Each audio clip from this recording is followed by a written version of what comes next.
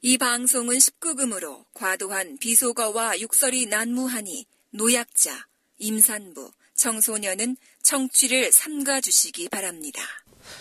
이 박사와 이 작가 이재희 그 89번째 시간 시작하겠습니다.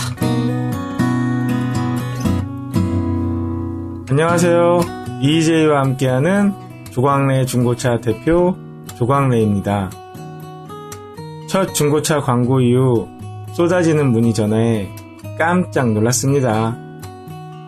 사실 지금도 실감이 잘 나지 않습니다. 그런데 연락 주신 고객님들께 바로바로 신속히 응대하지 못한 점 죄송합니다. 그래도 연락 주시는 고객 한 분 한 분 제가 직접 대면하고 정도를 지켜서 영업하려고 합니다. 앞으로도 고객 여러분 믿음에 좋은 차로 보답하는 중고차 딜러가 되겠습니다. 이상 이 작가님께서 족가네라고 놀리셔서 상처받은 조광래 중고차 대표 조광래였습니다. 제 전화번호는 010-4722-0538입니다. 고맙습니다.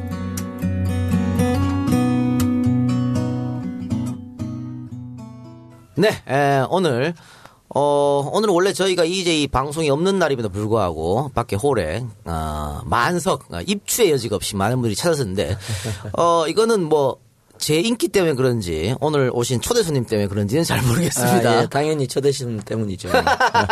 그래, 알겠습니다. 봅시다. 초대 손님 때문에 맞는지 그렇지 않은지. 예, 오늘 지금 방금 잠깐 끼어드신 분은 조희연 교육감 후보입니다. 서울시 서울시 교육감 후보인데 사실은 저는 이번에 그 선거도 얼마 안 남았고 그래서 시간도 촉박하고 교육감을 모실 생각을 전혀 하고 있지 않았었거든요. 그런데 제 개인적 메일로 혹은 전화로 또 EJ 팬카페 글로 엄청난 분들이 조 후보 좀 모셔달라. 그렇게 뭐 협박과 압력을 했었고 또 제 뭐 지인분들도 아니 조희연 씨 모셔야 된다. 계속해서 그렇게 해갖고 제가 결국은 모시게 됐습니다. 어떻게 EJ의 정보력이 이렇게 부족하고 저를 이렇게 뒤늦게 초대했다는 게 뒤늦게 EJ의 식견의 협소함을 보여주는 그렇습니까? 것 같습니다. 근데 이렇게 엄청난 많은 분들이 저한테 압력을 넣었는데 어떻게 그동안 삶이 어떻게 괜찮게 살나 봐요? 나한테 욕 안 먹고? 예, 뭐 그런 점도 있고 돈도 많이 썼죠. 뭐. 예. 그래요. 돈을 많이 써가지고 이분 우리 지금 선거 공보 포스터라 이렇게 지금 다 가정에 각각 배달이 됐는데 우리 조희연 후보 보면요 재산이 마이너스입니다, 여러분. 사람들한테 베풀다 보니까 마이너스가 됐다.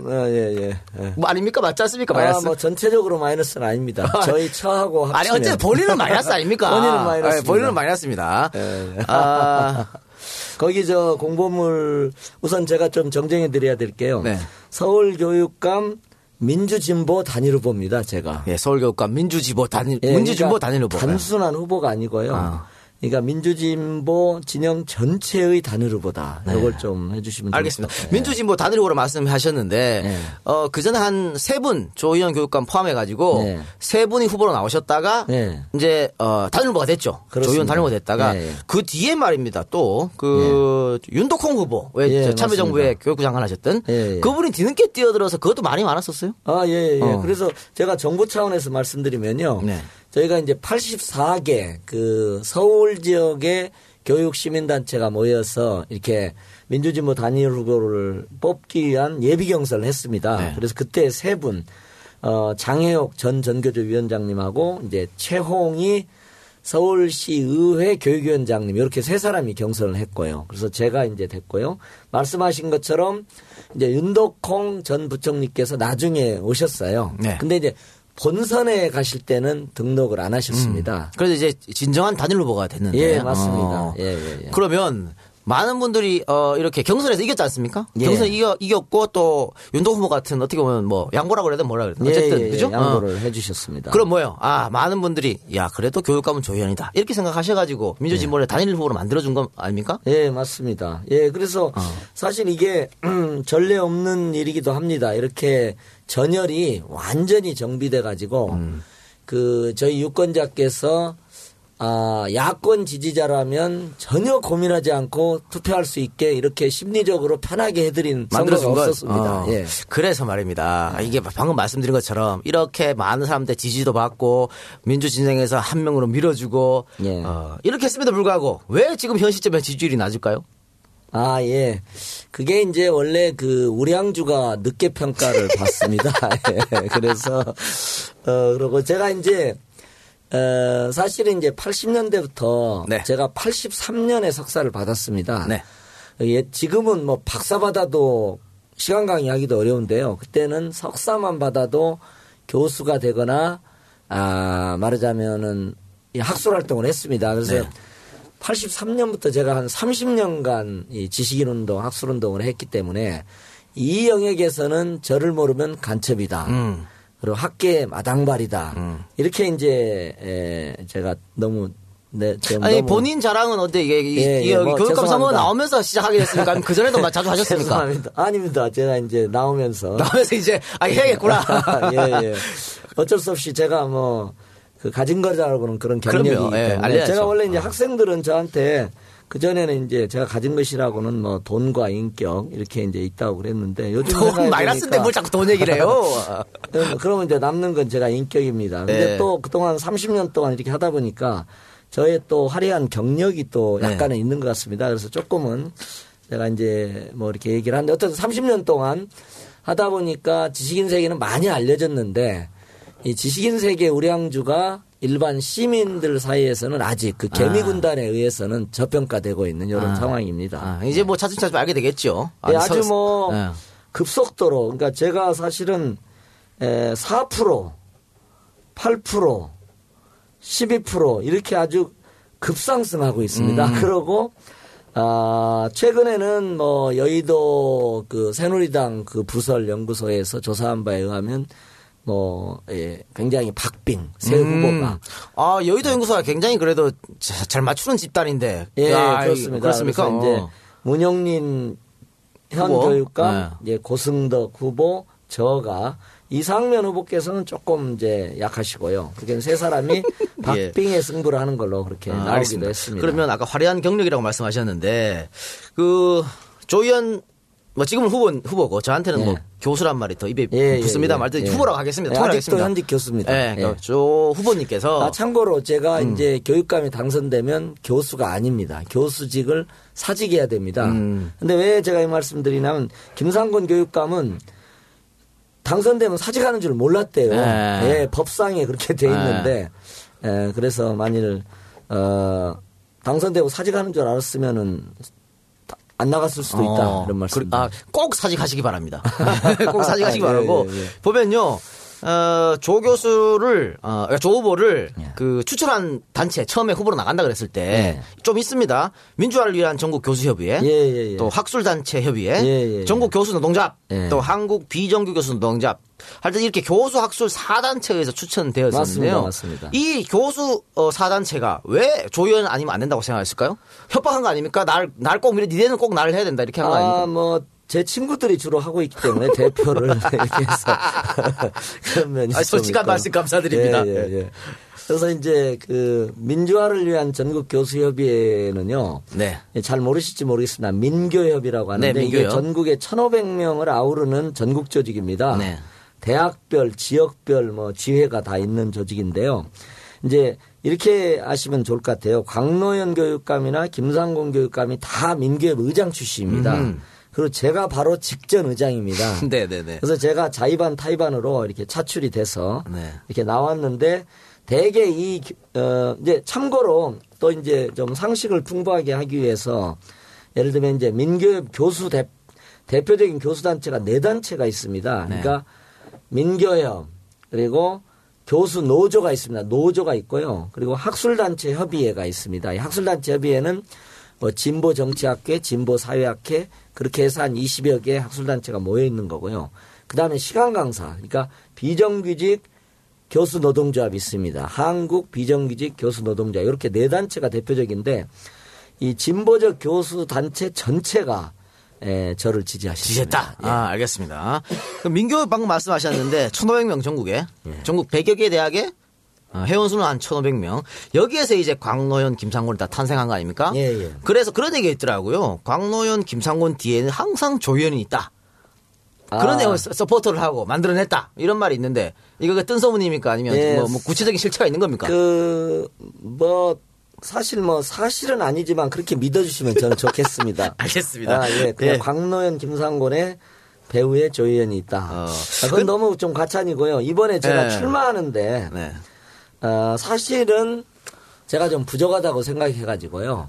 그리고 이제 보시면 아시겠습니다만 1월 달까지는 교육감 현직 문용린 교육감의 대적에서 당선될 가능성은 0%다 이렇게 생각을 했습니다. 거의 모든 사람들이. 네. 그렇게 이제 해서 제가 이제 주로 장관급, 전직 장관, 전직 대학 총장님들을 한 7, 8분 찾아다녔습니다. 네. 그래서 제발 좀 이게 인지도도 있으시니까 나가서 좀 싸우십시오.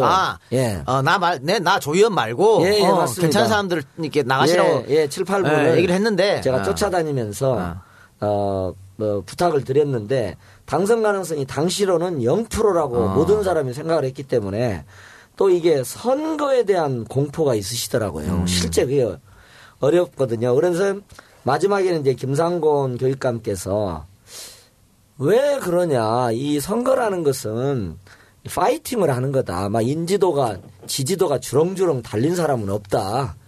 오히려 조희연 정도 인지도를 가진 사람이고 조희연 정도 신뢰성이 있으면 된다. 가서 파이팅을 해라. 이렇게 하시더라고요. 그래서 제가 이제 그 말씀이 참 맞는 것 같아서. 다음은 연결해서 여쭤볼게요. 아까 말씀드린 그 4단체에서 계속해서 조희연 나가라. 이게 추천을 했는데 본인 스스로 이거 나가기 싫어서 한 3번 잠적했다 이런 얘기가 들리더라고요. 예, 그렇습니다. 그런데 이게 마음을 바꾼 계기, 그러니까 다른 분들은 사실은 그렇거든요. 아까 왜 선거에 대한 두려움 이게 뭐냐면 도덕성 문제가 불거져서 낭패를 볼 수도 있어요. 지금까지 그 교육 쪽에서 나름 존경받고 인정받았는데 괜히 나가서 다 틀리면 맞습니다. 그런데 조희연이 나간다 그랬을 때는 뭡니까? 나는 도덕성은 너무 깨끗하고 문제가 없으니까. 예. 근데 이제 아까 말씀드린 김상곤 교육감의 강력한 권위도 있었고요. 네네네.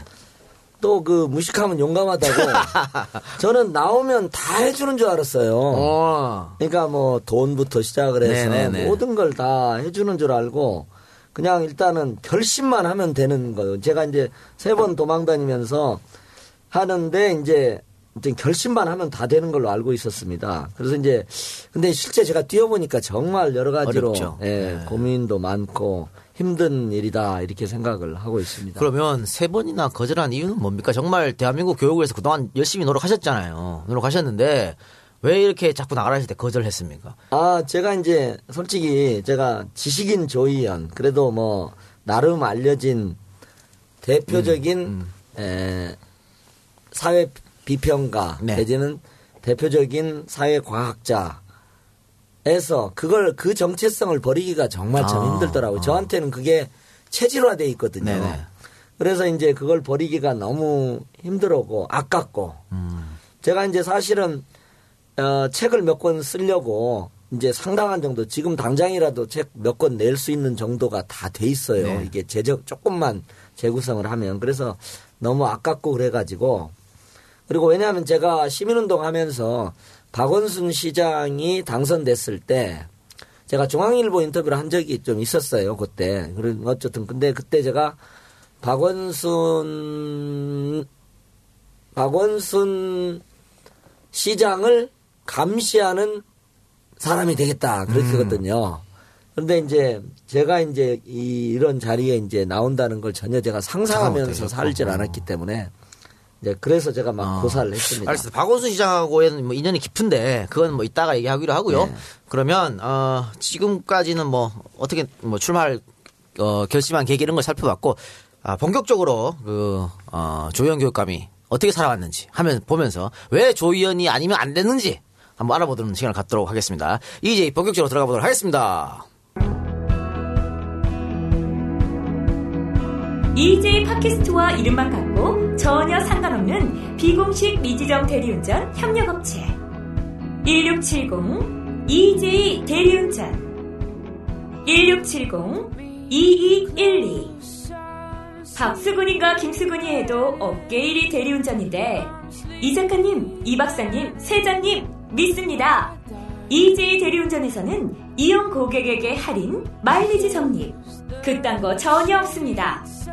소정의 유지비용을 제외한 수익금은 전액 EJ 팟캐스트에 친일청산 군자금으로 기부될 것입니다. 1670 EJ 대리운전은 현재 서울, 경기, 수도권에서 서비스되고 있는데요. 전국 각 시도에서 서비스할 지역별 협력업체를 찾고 있습니다.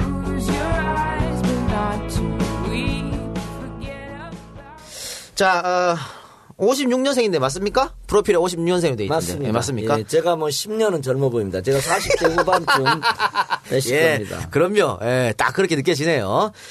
전북 출생이신데 중학교 때까지 전라도 지역에 학교를 다니셨죠? 예, 전주에서 저로 다녔습니다. 다니셨고 고등학교 때 서울로 지나가셨습니다. 이유가 있었습니까? 왜 고등학교를 서울로 지나가셨습니까?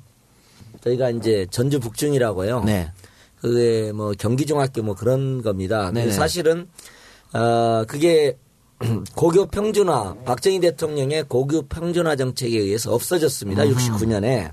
그러니까 이제 전주에서는 전북에서는 이제 명문 중학교죠. 네. 그래서 공부 잘하는 학생들은 대개 서울로 가요. 네. 고등학교를. 근데, 예. 네. 근데 이제 저희가 한 20명이 서울에 왔는데 그 당시 이제 말하자면 전주고등학교도 전북에서는 명문이지 않습니까? 전주고등학교가 있는데 전주고등학교를 북중학교는 무시험 진학을 합니다. 왜냐하면 북중학교가 명문 중학교이기 때문에 또 명문 중학교이기 때문에 박정희 대통령의 중학교 평준화 과정에서 없어져 버렸어요. 네. 없어져 버렸습니다. 근데 그 당시에 이제 저희가 그 체육 시간하고 도덕 시간이 같은 선생님이었어요. 그것도 지금 생각해보면 참 말도 안 되는 건데요. 체육 선생님하고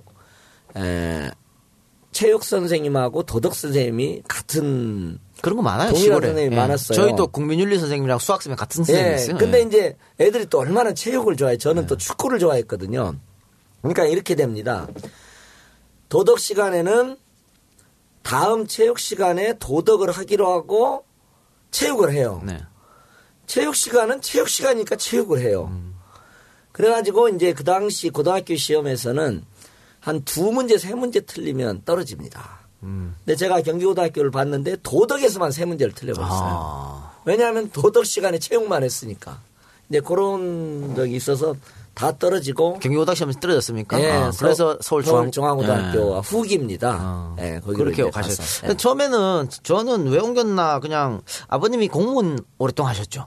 예, 예. 그래서 아버님이 직장 옮겨서 그랬나 싶었어요. 아닙니다. 그 당시는 그냥 공부 잘하는 학생들은 올라오는 것처럼 서울로 가는 것처럼. 예. 그러니까 요게 이제 연결되는 게 지금 조희연 교육감이 내세우는 모토가 어떻게 보면 경쟁 교육이 아니고 평등 교육 아닙니까? 예, 그렇죠? 예, 예. 그러니까 그런데 경쟁 교육을 했었던 양반입니다. 예, 스스로가. 예, 그렇죠? 예, 예. 그러니까 스스로 했기 때문에 그 폐해를 잘 알아서 평등 교육을 하지 않을까. 이게 때문에 제가 이제 물어봤는데 예, 예. 그 자세한 공약 얘기는 뒤에 가서 합시다. 뒤에 가서 하고. 맞습니다. 어쨌든 그 서울로 올라오셨어요. 고등학교 때. 예. 근데 제가 중고등학교 때 사진을 보니까 굉장히 미소년이었더라고요. 예. 다른 사람들이 그렇게 그래요, 말합니다. 정말. 예. 왜 이렇게 됐습니까? 근데 지금. 그래도 아니 그런 얘기 듣죠. 살 좀 쪄라. 예. 그런 얘기 지금 듣죠. 이제 예. 최근에 그 선거 강행군 하다 보니까 더 예, 빠졌고요. 더 빠졌고, 예. 여전히 그 뭐라 그럴까 미소년의 자태라고 할까요? 흔적이라고 할까 이런 건 남아 있죠. 그런 게 있잖아요. 후보 이미지 메이킹 때문에 예. 살이 조금 붙으면 조금 시민들한테 괜찮지 보이지 않을까. 그런 얘기 있을 대답을 거예요. 예, 그죠? 원하셨군요. 네, 아니. 그런데 중학교 때 보니까 정말 미소년이었더라고요. 그래서 그 사진이 고생을 그렇습니다. 그동안 고생을 많이 해서 그런가 감옥 갔다 와서 그런가 뭐 이런 생각을 제가 했습니다. 얘기 들어보니까 우리 저한테 EJ에서 그 조희연 교육감 후보 꼭 모셔라고 했던 분이 저기 홍대 전동열 교수인데 예. 친구분이시죠? 예. 꼭 모셨는데 중학교 동창입니다. 그분이 저랑 술을 마시면서 그런 얘기 하더라고. 딴 거 없고 조 교육감 정말 착하고 학구적인 사람이라고 어릴 때부터 지켜봤는데 늘 그렇다고. 예. 서울에서 자기가 학교 다닐 때 집에 놀러 갔더니 정말 그 산비탈에 집이 있는데 그 뒤에 산이 무너지면 바로 이게 되는. 그런데 그 조희연 교육감 방에는 책으로 도배가 돼 있었고, 그래서 자기는 야 이거 비 와서 무너지면 나는 책에 깔려 죽을 거야. 난 책에 깔려 죽는 게 너무 좋아. 이렇게 말했다고 그러더라고. 그 고등학생이 그 정도로 어릴 때부터 이렇게 책 읽고 이런 걸 좋아했나 봐요. 예, 아니 이제 지금은 다 지난 일인데요. 네. 그때는 공부하는 것하고 교회 다니는 것하고가 딱 두 가지였어요. 정말로. 또 교회를 좀 광적으로 다녔습니다. 지금은 이제 교회를 안 다니는데 그때는 광적으로 다녔어요. 예, 어떤 인터뷰 보니까 신앙이 뭐 버텨주게 하던 힘이 됐다 뭐 이런 말씀하신 것 같더라고요. 그 당시는 그랬는데 제가 모르겠어요. 저도 이제 개인적으로 진짜 돌이켜 보면 제가 이제 어머니가 5살 때 돌아가셨거든요. 그래서 이제 국민학교 4학년 때 새엄마가 돌아오셨어요. 그리고 이제 새엄마가 오신 다음에 저희가 이제 또 옛날에는 다 그랬어요. 네. 이 계모하고 이제 형들 간의 관계가 그렇게 좋지 않아요. 않겠죠. 그래가지고 제가 성장 과정이 그렇게 순탄하진 않았어요. 그래서도 아마 이제 제가 지금 심리학적으로 심리적으로 저를 돌이켜 보면 교회에 이렇게 몰입했던 것 같아요. 교회나 혹은 스스로 혼자 집에서 책 파고 이렇게 그랬던 것 같아요. 지금 생각해 보면 이제 다 지난 일이니까 제가 이렇게 스스럼 없이 얘기할 수 있는데요. 그런데 공부를 상당히 잘하셨나 봅니다. 서울대학교 사회학과 맞습니까? 예, 뭐 아니요 공부야 뭐 그냥 이제 저는 이제 그 인간을 특히 그 뭐랄까 학자를 두 가지 유형으로 나눕니다. 하나는 천재형과 노력형. 근데 이제 제가 대표적으로 천재형으로 치는 사람은 정태인 같은 사람을 제가 천재형으로 치고 참여정부에 네, 대표적인 노력형입니다. 저는 그냥 조 교수님? 네, 제가 대표적인 노력형입니다. 네, 알겠습니다. 네. 네, 나름 굉장히 노력을 해서 지금까지 제의 그 두뇌 커패서티에도 불구하고 제가 이제 지금까지 버텨왔습니다. 네, 나름 노력형으로 버텨왔습니다. 또 서울대 사회학과 출신이시죠? 예. 제가 우리 방송이 저번 시간에 말입니다. 잠깐 다뤘던 게 지금 전국적으로 불고 있는 학과 통폐합이라든가 기초학문 폐지 이런 걸 얘기를 좀 했어요. 그래서 지금 뭐 청주대학교 같으면 사회학과 폐지가 거의 결정된 상태고, 맞습니다. 뭐 미술학과를 뷰티학과로 통합하는 이런 사태도 벌어지고 있고, 어쨌든 교육에 그동안 너무 관심이 많으셨던 분이고 교육 계획을 위해서 노력하셨던 분이니까 그냥 요건 뭐 서울 교육감하고 상관이 없지만 잠깐 여쭤보겠습니다. 이런 지금 전국에서 불고 있는 특히 뭐 서울에서도 마찬가지입니다. 이게 대기업이 대학교를 어떻게 보면 인수하면서 소위 말하는 비인기 학과를 없애버리고 이렇게 하거든요. 기초학문이 사라지고 여기에 대해서는 어떤 생각을 가지고 계시는지. 예, 뭐 사실은 제가 이제 민교회 부장으로서 이런 일을 주로 반대하고 다루고 뭐 그랬습니다. 근데 이제 이 박근혜 정부가 이제 그 대학 입학 정원, 대학에 지나가는 학생 수가 향후 한 5년 동안에 57만 명에서 40만 명으로 준다는 통계가 있습니다. 그건 뭐 큰 추세는 맞습니다. 그래서 한 17만 명을 줄여야 된다. 향후 뭐 5년, 7년, 10년 안에 줄여야 된다. 그래가지고 이제 대학 구조조정 작업에 드라이브를 걸고 있습니다. 그래서 이제 17만 명을 줄이려니까 얼마나 많은 걸 줄여야 되나요? 그러다 보니까 이제 각 대학들이 인기 없는 과들, 그 다음에 이 대학 구조조정을 이제 교육부가 막 강제하는데 이제 여러 가지 기준을 가지고 말하자면은 이제 대학 정원 축소를 강제하는 방식을 취하고 있습니다. 그런데 그 기준에 취업률이 있어요. 그러니까 취업률이 낮은 학과를 먼저 도태시키는 겁니다. 아예 자발적으로 없애버리는 과정에서 예를 들면 사회학과라든지 이런 기본학과들, 인문학과를 대대적으로. 근데 이것은 사실 다른 구조조정 방식도 있는데 이제 이른바 신자유주의적 구조조정이죠. 따져놓고 그러니까 기업형 구조조정 모델을 대학이라는 이 좀 공공 영역에 막 무차별적으로 박근혜 정부가 적용하고 있는 거죠. 그렇게 되면 기초학문은 다 사라질 수밖에 없는. 그렇습니다. 그러다 보니까 지역에 대한 배려. 왜냐하면 지역에는 대학이 하나의 그 커뮤니티의 중심이거든요. 그리고 지역에는 돈 안 되는 과도 있어야 되거든요. 왜냐하면 지역사회가 유지되려면 자족성이 있어야 되니까요. 그러다 보니까 뭐 지금 난립니다. 지방대학도 그렇고요. 그다음에 이제 서울에서도 조금 대학 서열상 주변적인 대학들은 굉장히 많은 지금 진통을 겪고 있습니다. 학생들도 이 과정에서 학과 통폐합에 대해서 반대하고 있고요. 예. 예, 그런 거에 대해서 뭐 교육감 대해서 좀 노력해 주시기를 부탁드리고요. 네. 또 우리에게 돌아가면요. 78년에 23살의 나이였었는데 유신헌법 및 긴급조치 9회 반대해서 유인물 뿌리다가 구속되셨죠? 예. 징역 3년형을 받았는데 뭐 물론 한 1년 정도 사시고 가석방으로 출소됐습니다만. 네, 맞습니다. 그래서 얼마 전까지 전과자였습니다. 그렇죠? 범법자. 예. 범법자로 계셨는데 2013년에 작년이죠. 재심에서 무죄가 선고됐습니다. 맞습니다. 긴급조치 구호가 위헌이다. 위헌 판결 받아서 무죄를 선고됐었는데 이번에 그러니까 그 집에 온 유인물 후보자 정보 공개 자료 보면 전과 기록이 아무것도 없습니다. 그러니까 조금만 일찍 출마했으면 전과 기록이 있어. 전과 기록이 있을 텐데 이거를 뭐 전과 기록 없었는 걸 좋게 봐야 될지 나쁘게 봐야 될지 어떻게 보면 세월 지나서 보면 그 당시에 그렇게 독재에 투쟁하고 했던 건 훈장일 수도 있지 않겠습니까? 그렇죠. 예, 그렇죠.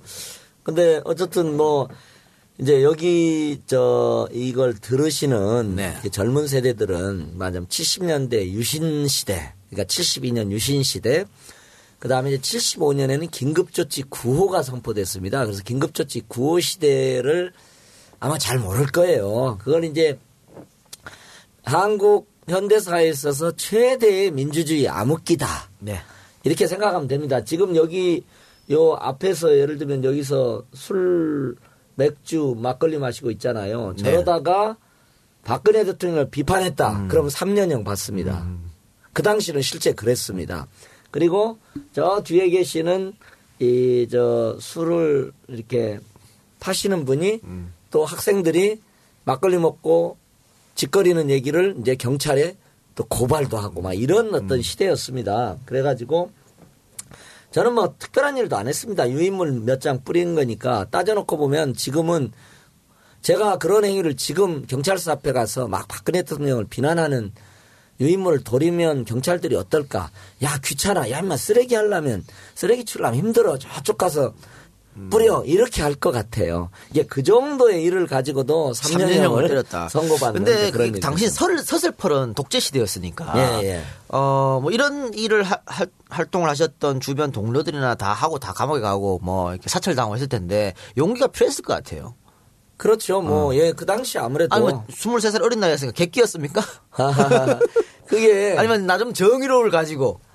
뭐 조금 심각한 얘기일 수 있겠지만, 이제 젊은 세대는 그런 경험이 없어요. 근데 저희 시대는 너무 암흑기였기 때문에 어려운 시기였어요. 그래가지고 죽는 사람도 있고, 김상근 열사라고, 김상진 열사 75년에 유신체제에 반대해서 할복한 일도 있었습니다. 그러니까 정말 독재에 저항해서 자기 온몸을 던져서 희생하고 싸우는 치열한 친구들이 있는 거예요. 그러다 보니까 이제 우리 안에는 부끄러움이 있는 겁니다. 나는 저렇게 살지는 못해도 뒤따라가면서라도 뭘 좀 해야 된다는 강박관념 같은 게 그 시대는 다 있었습니다. 구체의식이 있네요. 스스로 목숨 던져서 민주화 투쟁을 하는 친구들도 있는데 나는 뭐냐는 얘기죠. 네, 맞습니다. 그래서 저는 이제 지금도 제가 홈페이지에 2선 지식인이다. 저는. 그러니까 제가 1선에서 정말 치열하게 살지는 못했지만 2선에서 이렇게 그 부채의식을 가지고 쭉 따라가는 광주 이후에 많은 사람이 80년대에 그 치열했던 시대는 그래서 열린 거 아닐까 싶어요. 그렇네요. 그리고 이제 90년에 이제 성공회대 교수로 가시지 않았습니까? 그럼 그 전에는 뭐 연세대학에서 이제 석사 받으시고 이러다가 외국 대학에 뭐 교환 교수로도 가시고 하셨죠? 네, 그렇습니다. 그런데 그러면 결혼은 언제 하신 거예요? 결혼은 87년에 했습니다. 그때면 그러면 87년도 같으면 소위 말하는 이 밥벌이가 제대로 안 됐을 것 같아요. 그렇죠. 예. 그러면 누가 먹여 살렸습니까? 가정을 누가 꾸려갔습니까? 그러니까 저희 시대에 이제 이상적 파트너는 안정적 직장을 가진 여성입니다. 이게 뭐냐면 지금 조희연 후보의 와이프 되시는 분이 교사시죠. 맞습니다. 예. 그러니까, 내 아내를 믿고. 네, 안정적. 근데 실제 그때는 그런 경우가 많았어요. 그럼 일부러 정략 결혼입니까? 저 안정적 여자를 내가 만나야겠다. 정략 결혼. 네. 그리고 또 그 당시에 또 여성은 이렇게 막 시대가 그러니까요. 막 치열하게 싸우는 남성에 대한 어떤 좀 부채의식일 수도 있고요. 동정심일 수도 있고 선망일 수도 있고 뭐 이런 게 또 당시에는 좀 있었습니다. 그래서 안정된 직장을 갖는 여성과 결혼하는 운동권 남성이 꽤 있었습니다. 물론 뭐 저는 이제 강사니까 네. 장래가 촉망되는 강사니까 뭘 또 장래가 촉망되다 그래요?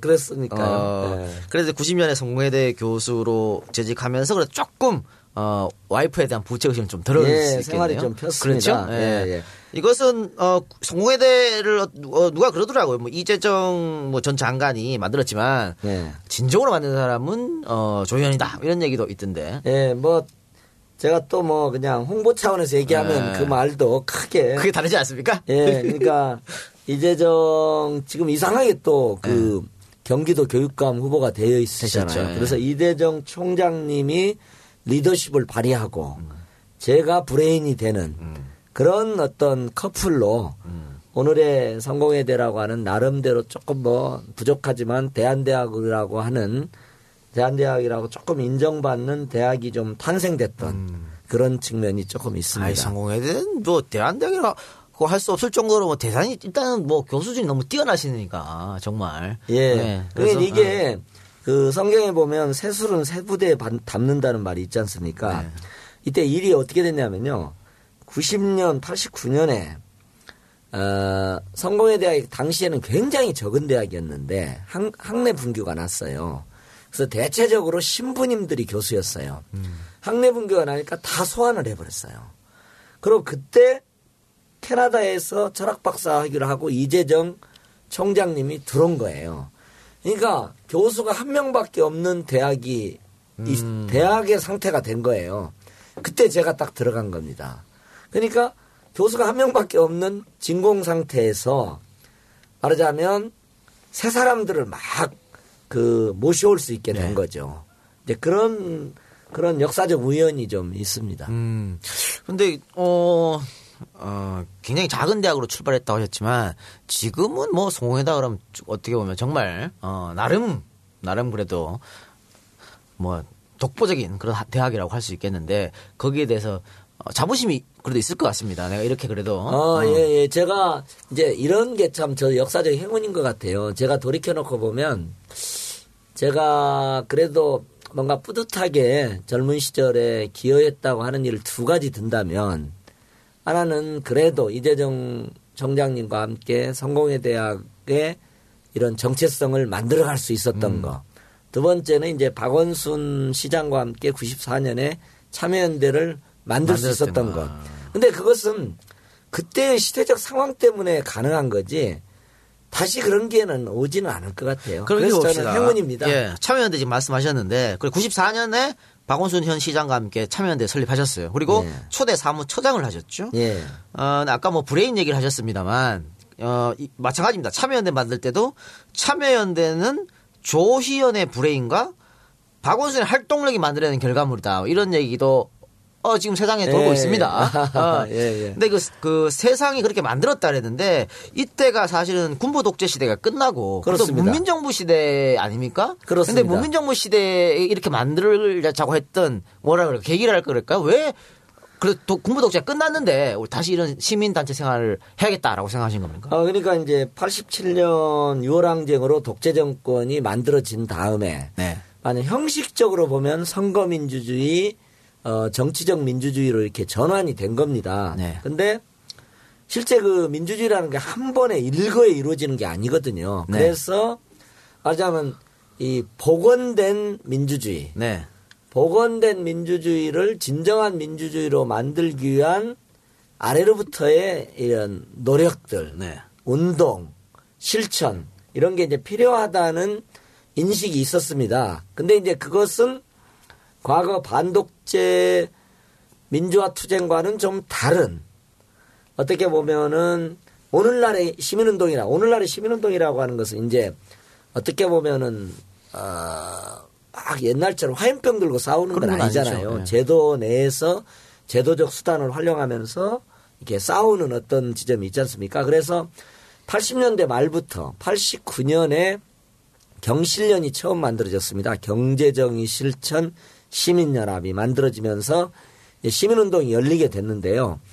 90년대 중반에는 이제 저희가 권력감시 운동이라는 걸 표방했습니다. 그래서 사법 권력 감시, 의회 권력 감시, 행정권력 감시 이런 걸 이제 내걸고 이제 참여연대를 출범을 하게 되는데 이제 당시의 시대적인 요구가 문민정부가 되니까 형식은 민주주의인데 실질적으로는 독재 잔재와 유산들이 이제 많은 거죠. 그래서 결국은 이 복원된 형식적 민주주의를 진정한 민주주의로 만들기 위한 다양한 시민이 참여하는 아래로부터의 운동이 필요하다.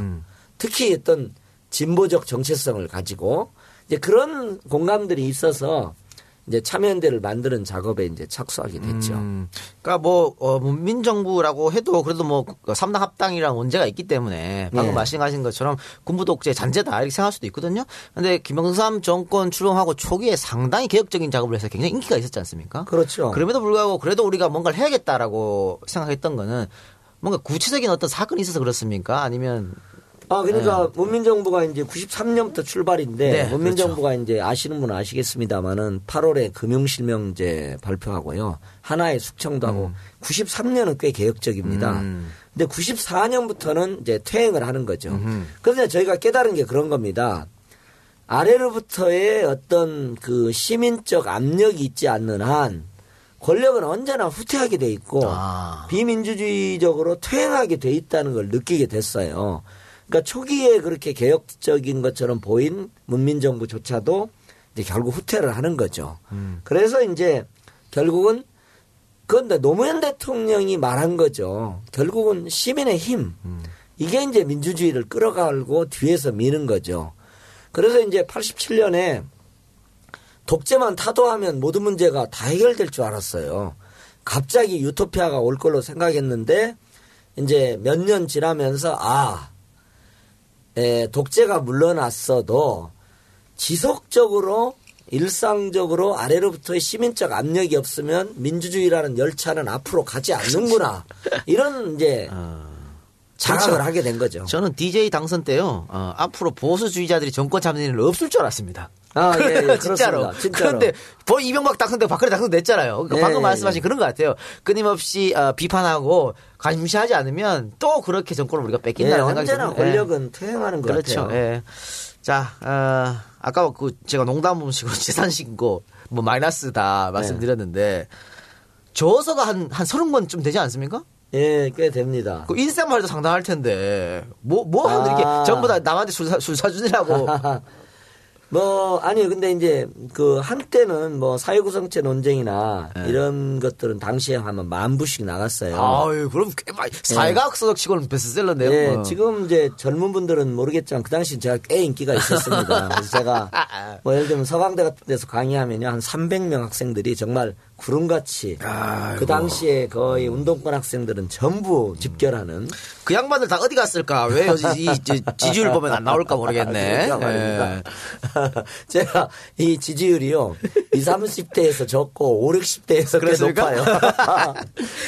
그러니까 보면 우리 고성덕 후보 같으면 재산신고 한 본인 거만 한 40억 하셨던데 이게 너무 차이 나는데 또 아까 제가 말씀드린 무죄 판결. 네.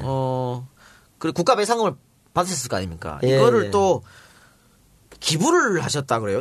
아시아 민주주의와 인권기금 기부한 거 맞습니까? 아니면 아직 예정입니까?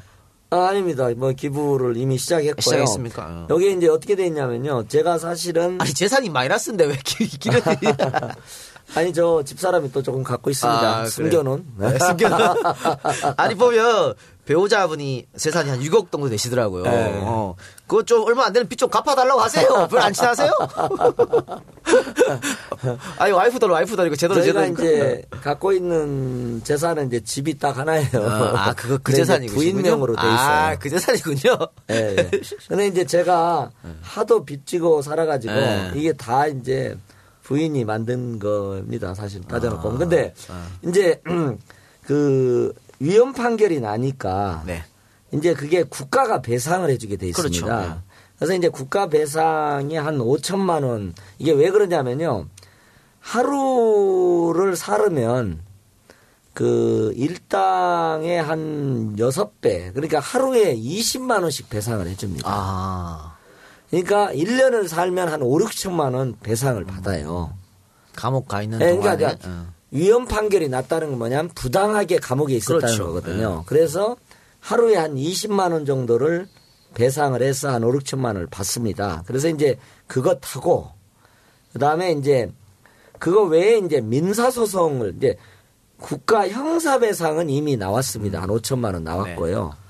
네. 이제 민사소송을 해서 추가로 국가 형사배상 외에 이제 이렇게 국가에 대해서 요구를 하게 돼 있어요. 근데 민사배상은 지금 진행되고 얼마가 나올지도 모르고 네. 그래서 이제 저희가 형사배상금 5천만 원에 앞으로 얼마가 나올지는 모르지만 어쨌든 한 5천만 원 정도 해서 1억 정도 이렇게 해서 하는데 제가 사실은 교육감에 안 나왔으면 제가 하고 싶었던 게 이겁니다.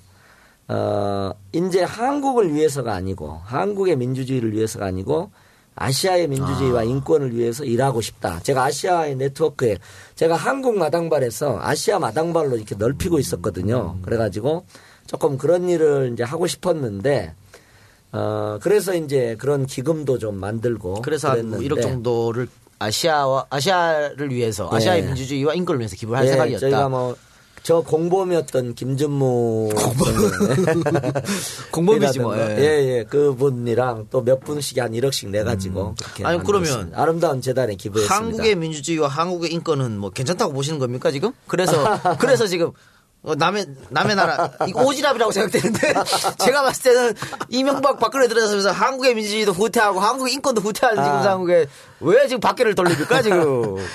아니 이제 그런데 이제 약간은 그 두 가지가 꼭 대립되는 건 아닌 것 같아요. 왜 그러냐면 한국의 민주주의에 대한 우리들의 불만 이런 것들은 영원히 끝나지 않을지도 모를 것 같아요. 그러니까 우리가 한국의 민주주의를 막 발전시켜 가는 것하고 그럼에도 불구하고 또 눈을 외부로 돌려서 아시아의 민주주의나 최근에 아시면 아시겠습니다만 태국에 쿠데타 났어요.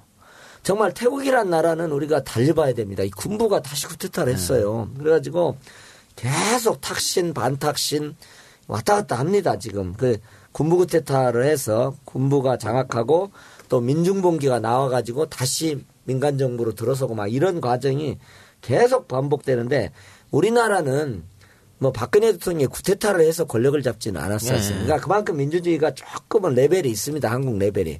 우리가 이제 저는 오히려 이렇게는 생각이 들어요. 한국 국민의 눈높이가 높아요.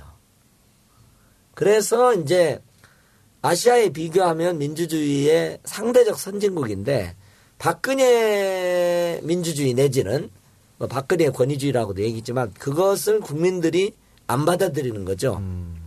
예, 불만이 많아요. 그러니까 불만에 찬 국민이 민주주의를 진전시킨다. 그게 저의 신념입니다. 그렇죠. 뭐 박근혜 대통령 같은 경우는 아버지처럼 쿠데타를 한 게 아니니까 나름 정통 투표로 당선됐으니까 나름 정통성이 그렇죠. 나름 정통성이 있다고 하지만 부정선거 시비가 있으니까 그 문제는 뭐 그렇다고 보고요. 공약을 한번 봅시다. 경쟁이 아니라 협력을, 차별이 아니라 배려를, 탐욕이 아니라 생명을 소중히 여기는 교육이 되어야 한다. 이게 3대 핵심 공약인데 이것은 조희연 교육감만의 공약이 아니고 지금 전국에 출마하셨던 민주진보 교육감들의 공통된 공약입니다. 여기다 그래 오케이 하셨으니까 이 얘기를 이제 공통된 공약으로 내신 거죠.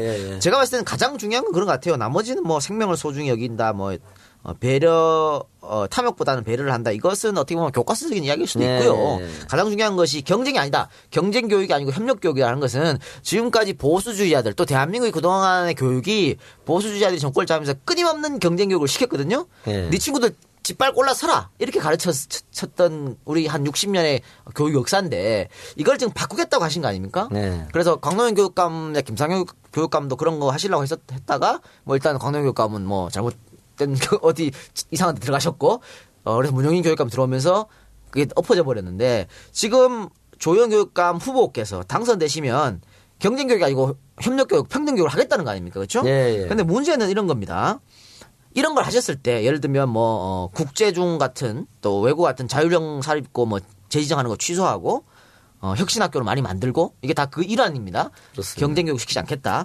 그런데 그렇게 했을 때 과연 기득권의 반발을 어떻게 무마시킬 것인가. 그 기득권이 반발이 분명히 있습니다. 그렇죠. 왜냐하면 기득권들은 지금 같은 경쟁 교육이 좋아요. 이렇게 하면 자기 자식들이 잘 먹고 잘 사는데 왜냐하면 출발 스타트가 다르지 않습니까? 경쟁 교육을 하면. 그래서 이길 수 있는데 그런 상황에서 기득권들이 가만히 있겠냐? 그럼 기득권의 반발을 우리 교육감께서 어떻게 그거를 극복할 수 있겠냐? 구체적 방안이 혹시 있습니까? 예. 저희가 이제 다른 후보하고 가장 결정적으로 차이가 나는 것이 저는 이제 일반고 전성시대를 열겠다. 우리 주변에 있는 서민이 다니는 일반고가 똑똑한 학교, 좋은 학교가 돼서 이제 학부모님들이 안심하고 애들을 일반고에 보내고 또 일반고에서 자기가 원하는 대학에 가고 또 뭐 아주 좋은 대학에 가고 싶어도 일반고를 통해서 갈 수 있고 요렇게 이제 돼야 됩니다. 근데 이제 지금 전체적으로 보면 한국의 특수목적고나 자사고가 17%쯤 됩니다. 그러니까 굉장히 비중이 크다는 얘기예요. 그렇죠. 저는 한 5%쯤 정도 되는 정도가 맞을 것 같아요. 그러니까 뭐 우리가 그런 걸 완전히 부정할 수는 없으니까 제가 뭐 그 정도까지 인정을 할 때 한 5%쯤 되면 문제가 없는데 지금은 20%에 육박하는 수준이 돼 있는 거죠. 그래서 옛날에 예를 들면 지금은 우리 사회가 교육 양극화가 더 심화되고 있습니다. 예를 들면 대학도요. 옛날에는 전남대나 부산대를 갈 거냐 연고대를 갈 거냐 이건 지방의 그 공부 잘하는 학생한테는 굉장한 고민입니다. 왜냐하면 전남대나 부산대는 학비도 싸고 그 지역사회에서 굉장한 기반을 갖고 있기 때문에 이게 연고대를 갈까 이건 이제 고민이었어요. 지금은 그런 고민 하는 사람 없습니다. 이제 그런 정도로 말하자면 서울과 지방의 양극화, 교육 양극화가 심화되고 있고요. 서울 내에서도 강남 강북. 예, 강남 강북의 교육 격차. 제가 이제 플랜카드 지나가다 보시면 제가 강남부 교육 격차를 해소하겠습니다. 근원적으로 해결하는 이렇게도 붙여놨어요. 그것도 있죠.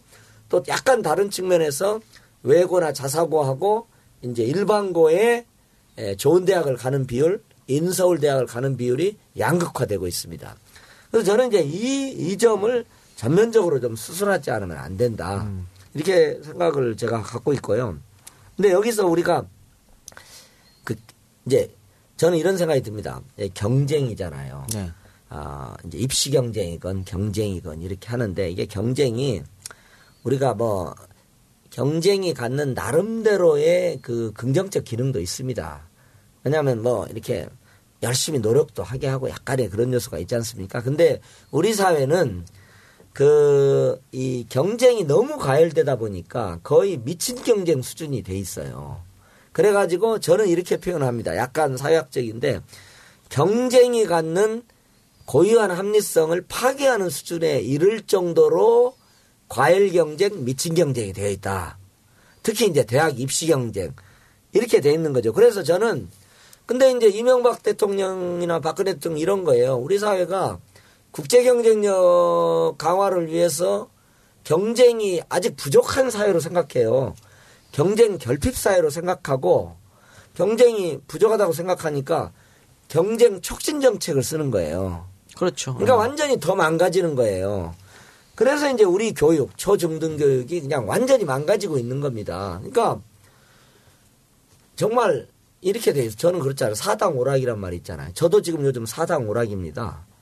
저도 4시간 잠은 당선되고 5시간 잠은 떨어진다. 이런 생각으로 하는데 대학교 입시할 때도 사실 사당 오락이잖아요. 근데 잠도 푹 자고요. 저는 요즘 제가 이런 말을 합니다. 쉬어야 창의성이 나온다. 애들에게 쉼을 제공해야 된다. 이게 근데 입시 경쟁이 과열되다 보니까 애들을 죽이는 거예요. 그러니까 그게 전적으로 동의하는데요. 네. 예를 들면 그런 거죠. 손학규 후보가 얘기했던 저녁에 있는 삶. 그것도 마찬가지거든요. 지금 후보님 말씀하신 맞습니다. 거. 맞습니다. 내가 쉬고 해야 창의력이 생기고 그다음에 회사가 갖고 뭔가 진짜 그래야 잡스 같은 사람이 나오는 거지. 그렇습니다. 애들을 맨날 뺑뺑 돌려갖고 어떻게 나오냐고. 주입식 교육 시키는데 충분히 동의하는데요. 문제는 이런 겁니다. 지금 외고 자사고 같은 건 이명박 정부 들어가서 이명박 정부 생긴 거고 이명박 정부도 엄청나게 커졌지 않습니까? 이게 파이가. 근데 이거를 지금 후보님 말씀처럼 일반 학교를 경쟁력 있게 만들겠다. 네. 이렇게 하고 이 학교를 제재를 가했을 때 과연 돈 있는 사람 기득권 사람들이 가만히 있겠냐 하는 네, 거고. 아까 처음 질문이 그것이네. 그때 조 교육감님이 정말 진정성을 가지고 고집을 가지고 끝까지 한번 갈 수 있는 그런 사람들의 반발도 무릅쓰고 계속해서 난 하겠다라고 하는 그런 게 있을 것인가 그걸 여쭤보는 거예요. 있으라는 취지로 말씀하시는 그렇죠. 것 같아요. 그러니까 이제 저는 거기서 우리가 이제 노무현 대통령을 우리가 다 좋아하고 노무현 정부는 진정성의 정부잖아요. 근데 이제 제가 노무현 정부를 보면서 한 가지 제가 조금 보완했으면 하는 부분은 바로 그 지점입니다. 우리가 올바르다고 생각하는 개혁을 어떻게 지혜롭게 기득권층의 저항을 제압하거나 우회하거나 완화시키면서 목표 지점에 갈 수 있느냐. 이게 이제 굉장히 중요한 것 같아요.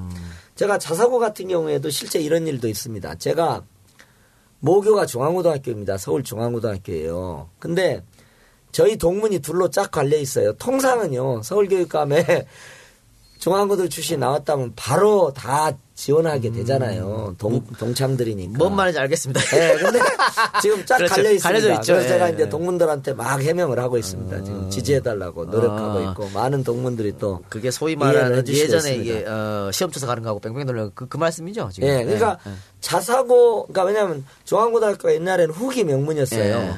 근데 이제 굉장히 이 서열이 떨어진 거예요. 그러니까 자사고를 통해서 옛날의 명성을 회복하고 싶은 거예요. 근데 이제 동문이라고 하는 친구가 나와가지고 갑자기 자사고를 없애겠다고 그러니까. 나왔은 그렇죠. 거예요. 지금. 알겠습니다. 그래서 그 방법을 갖고 오신 게 이제 고교 선택제 폐지하고 그죠? 학생 균형 배정제를 바꾸겠다 이렇게 말씀하셨습니다. 지금 고교 선택제가 사실 도입되고 나서 이게 문제점이 한두 개가 아니고 막 불거지고 있죠? 예, 많이 뭐 문제점 지적하죠. 그래서 이제 어떻든 여러 측면에서 근데 이제 자사고는 제가 약간 설명을 드리면 이렇게 좀 요건 상식을 위해서도 좀 알아주시면 좋을 것 같습니다. 자율형 사립고라고 표현을 하는데요. 자사고는 지금은 사립학교도 다 국가 재정으로 지원합니다. 그렇죠. 근데 국가 재정을 줄이는 대신에 말하자면 학생 등록금을 높이 받아요. 3배를 받아요. 급식비까지 까지면 1년에 한 800만 원이 드는 겁니다. 그러고는 그러니까 국가 지원이 재정 지원이 줄어드는 반면에 등록금을 높여서 그 줄어드는 지원만큼을 확보하고 대신에 국가 지원을 안 받는 만큼 교과 과정의 자율성을 주는 겁니다. 근데 이제 실제는 어떻게 되냐면은 자율성을 대개 국영수 과목 막 더하는 시간으로 만들어요. 입시 명문이 되기 위해서. 자, 그렇게 돼요. 그러면 이제 나름 입시 명문이 되는 겁니다. 뭐 모든 학교가 다 그렇진 않아요. 그러나 그렇게 되고. 근데 이제 여기에 800만 원, 1000만 원을 내야 되는 겁니다. 그러면 부유층 자녀만 가게 되는 것이 됩니다. 아니, 서민들이 고등학생한테 800만 원, 1000만 원이 어디 있습니까? 쉽진 않아요. 그렇죠. 물론 우리 부모님들은 800만 원 내서라도 보내고 싶어요. 그러나 저희가 이제 생각하는 건 그겁니다. 돈으로 진입장벽이 쳐지는 것은 교육 평등이라는 면에서 안 된다는 거죠. 그래서 이제 자사고는 이제 사실은 이명박 정부 때 아까 말씀하신 것처럼 실시가 됐는데 이제 국민들이 자꾸 불만을 제기를 하기 때문에 문제 제기를 하니까 이제 원래는 자사고를 만드신 일반고에서 자사고로 전향한 교장이나 그 학교는 가능하면 이제 우수한 학생을 뽑아서 당연한 거겠죠. 예, 입시 명문을 만들어야 돼요. 선발 효과를 누리고 싶어요. 근데 국민들이 막 불만을 하니까 이 선발 과정을 우수 학생만 뽑는 걸 자꾸 제약을 해요. 이전에는 50% 학생만 응시하게 돼 있어요. 지금은 모든 학생이 다 응시할 수 있게끔 박근혜 정부조차도 선발 효과를 없애버린 거예요. 이제 그런 상태입니다. 그러니까 어떻게 됩니까? 우수 학생이 모이는 입시 명문 고등학교가 못 돼요. 근데 돈은 많이 돼야 돼요. 그러니까 미달 사태가 나는 자사고가 등장하는 겁니다. 그럼 설립 취지에 맞게끔 운영되는 학교 같으면은 계속 지원할 수 있을 생각이십니까? 예, 설립 취지에 그래서 올해 5년마다 한 번 운영평가가 되는데요. 그래서 이제 부실하거나 미달하는 데는 과감하게 일반고로 전환하고요. 그리고 이제 모범적인 데는 뭐 당연히 뭐 사립형 혁신학교나 이런 형태로 좀 지원을 하거나 이러면 어떠냐 이렇게 생각을 하고 있습니다. 알겠습니다. 그러면 좀 곤란한 질문을 제가 여기서 한 개 드릴게요. 이렇게 자사고 외고에 대해서 비판을 하셨는데 또 교육 불평등, 교육 격차 문제점을 이야기하셨는데 조 교수님 아들분들은 외고 출신입니다. 예. 이렇게 반대중에서 비판할 수 있어요. 그렇죠? 충분히 구할 수 있을 것 같은데. 비판도 하기도 하고요. 요건 어떻게 대답하실 겁니까? 제가 이건 좀 송구스러운 점이고 네. 제가 좀 출마하면서도 참 부끄럽게 생각하는 지점도 있는데요. 이제 굳이 변명을 하자면 이제 대개 교수들은 교환 교수를 가요. 저도 미국도 가고 캐나다도 갔는데 대개 이제 저희들은 교환 교수는 애들을 말하자면 미국이나 캐나다의 공립학교에 보낼 수가 있어요. 그럼 이제 영어를 잘하게 됩니다. 1년 동안 있으니까. 그러니까 영어를 먹고 들어가요. 그래서 이제 교수 자녀들 중에 영어를 먹고 들어가니까 거기에 국어 수학만 잘하면 굉장히 공부 잘하는 학생이 됩니다. 근데 이제 교수 자녀라고 영어 잘한다고 해서 국어 수학을 잘하라는 법은 없죠. 그러나 어쨌든 저희 애들이 조금 어쨌든 국어 수학도 잘하고 영어는 먹고 들어가고 그래서 이제 외고나 이런 데 이제 갈 수 있는 성적이 되는 거죠. 그래서 이제 그걸 가겠다고 하는 걸 제가 이제 막을 수 없었다는 면에서 제가 조금 자식이 가겠다는데 야이씨 이러기도 그렇고 자식이 근데 이제 제가 3년 동안 이걸 하면서도 제가 이제 안타깝게 생각을 이런 교육 현식은 좀 바꿔야 되겠다. 왜냐하면 저희 애도 노력형입니다. 머리가 아주 좋질 않아요. 근데 노력형인데 이제 1년 반 동안을 독서실에 있었습니다. 1학년, 2학년 2학기부터 3학년까지 1년 반 동안을 캄캄한 저는 이런 생각이 들어요. 이 황금 같은 고등학교 시절을 1년 반 동안을 캄캄한 독서실에 있어야만이 좋은 대학에 가는 외고에서조차도 가는 이 참담한 현실, 교육 현실을 바꿔야 된다고 봐요. 그 찬란한 고등학교 시절에 동아리 활동도 하고 체험 활동도 하고 여학생하고 사귀기도 하고 그래야죠. 그래요. 그러면 자연스럽게 한번 봅시다. 그런 것 때문에 요즘 혁신학교가 인기가 있어요. 맞습니다. 그렇죠? 혁신학교는 그렇게 성적에 얽매이지도 않고 시험을 치면 단답형 시험이 아니고 서술식으로 정말 창의적인 대답을 원하고 이렇게 되지 않습니까? 그런데 지금 문용린 교육감 체제에서 혁신학교가 늘어나지 않았고 지금 교육감님이 당선이 만약에 되시면 혁신학교를 늘리겠다는 이런 생각이시죠? 네, 물론입니다. 지금 서울에 혁신학교가 한 67개가 있는데요. 거기에 교사분들 학부모님들은 100% 저를 지원하고 있습니다. 그러면 만족도가 굉장히 크시네요, 학부모님들이. 네, 만족도도 있고 문용린 교육감이 되면 자사고 다 없애버리겠다고 그랬거든요. 자사고를 없앤다고요? 네. 아니 자사고가 아니고 혁신학교를 없앤다고 돼 있습니다. 그래서 이제 지금 이 혁신학교를 학부모님들이나 이거에 근데 초등학교 혁신학교는 굉장히 만족도가 높습니다. 학생들도 좋아한다 그러더라고요. 제가 듣자 보니까 학생들이 학교 가는 거 너무 신나한다고. 맞습니다. 인근에 아파트 전셋값이 오릅니다. 혁신학교 때문에? 광명 초등학교라든가 이런 데들 아주 모범적인데 왜 그러냐면 이게요. 교사들이 자발적으로 창의적인 교육을 하려고 그래요. 반장도 안 뽑아요, 심지어는. 굉장한 파격과 혁신이 있습니다. 시험도 안 봐요. 학생들이 굉장히 창의적인 교육을 하는 겁니다. 그러니까 이제 선생님도 신나고 애도 신나는 거예요. 애도 하고 싶은 공부를 하는 거예요. 그러니까 이제 학부모들도 신나는 거죠. 그래서 이제 초등학교 혁신학교는 굉장한 인기가 있습니다.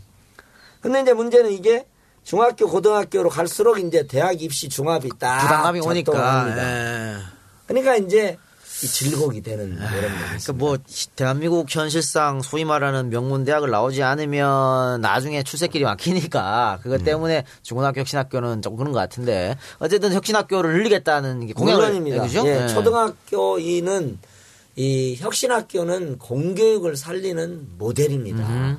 이게 파일럿 프로그램이고요. 이것을 전체로 살려야 됩니다. 지금 저도 지금 뱃속에 아이가 있는데 저는 꼭 혁신학교 보내려고 마음 먹고 있습니다. 부인의 뱃속에 있겠죠? 그렇죠. 제 뱃속은 없죠. 죄송합니다. 알겠습니다. 그렇게 하고 여기서 잠깐 쉬었다가 2부 이어가겠는데요. 혹시 즐겨 부르시는 노래 있습니까? 제가 틀어드리려고. 예, 제가 이 장사익 선생님 이 노래를 전부 테이프나 CD로 사가지고 열심히 들었기 때문에. 아유, 알겠습니다. 장사익 선생의 찔레꽃 듣고 오겠습니다.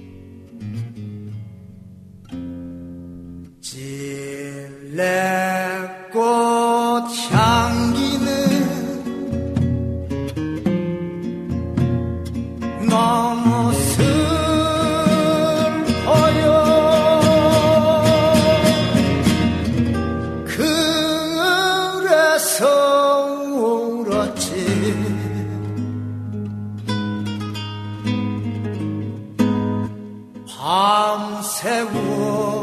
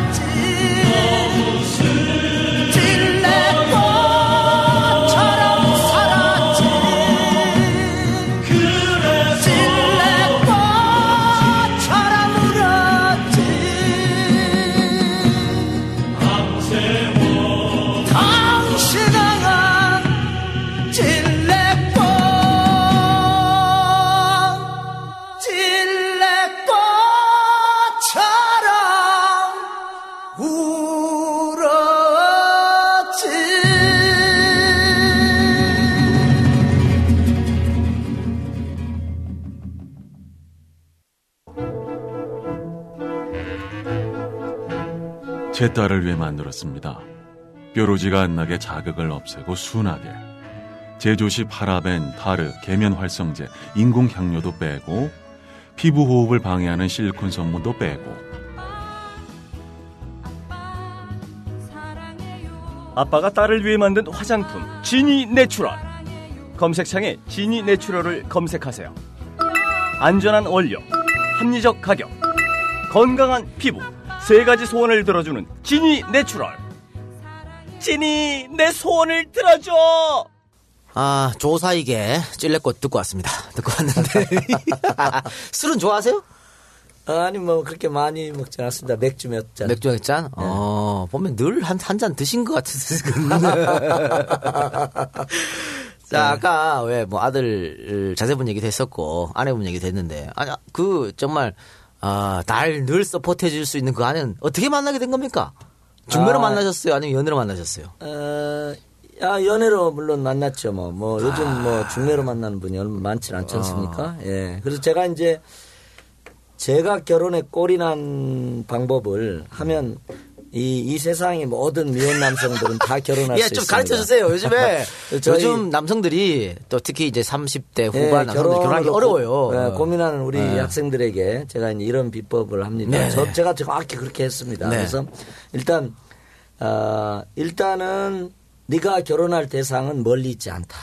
일단 이걸 받아들여라는 거예요. 가까이서 찾아라. 네, 가까이서 찾아라. 그러고 자, 다음에 너를 스쳐간 여성을, 너의 뇌리에 인상이 남는 여성의 명단을 남자를 대상으로 하는 겁니다. 네.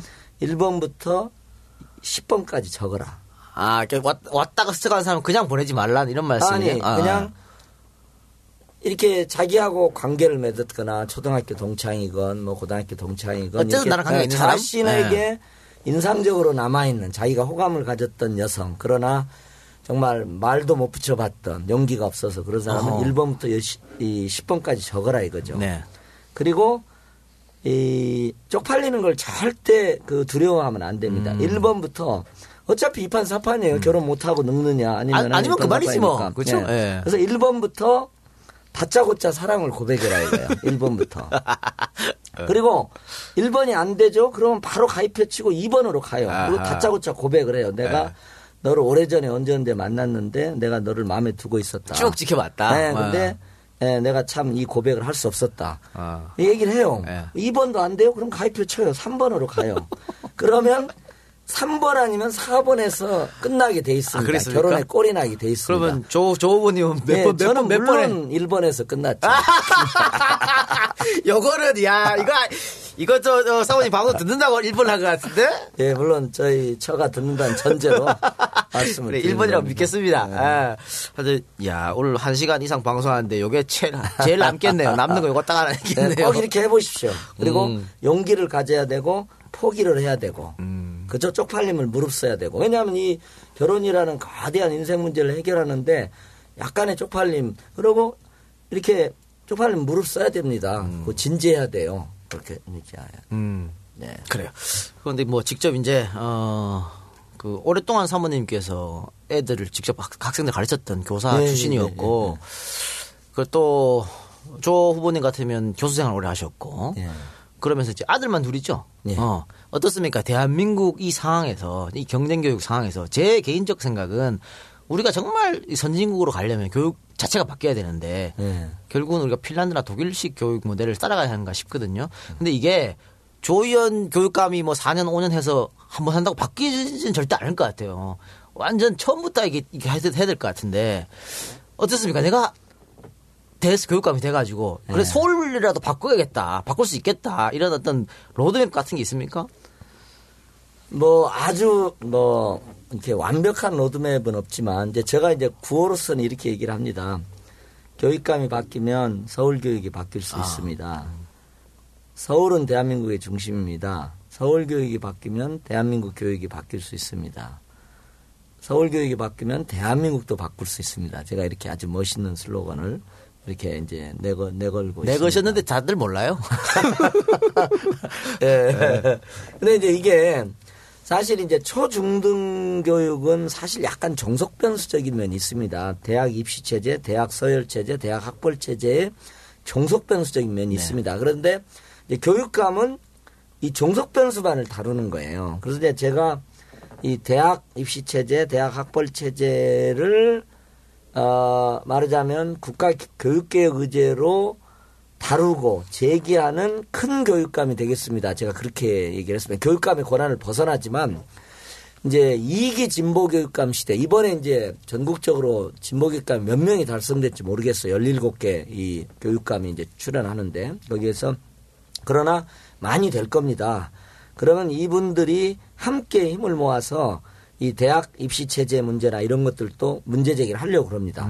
그런데 그 틀 내에서도 저는 어쨌든 그 창의 교육, 인성 교육, 창의 감성 교육 이런 부분들이 저는 전면적으로 일어나야 됩니다. 왜 그러냐면 우리의 교육은 미래 사회가 요구하는 어떤 창의 교육이 아니에요. 그다음에 현대 사회가 요구하고 있는 인성 교육이 제대로 이루어지지 않아요.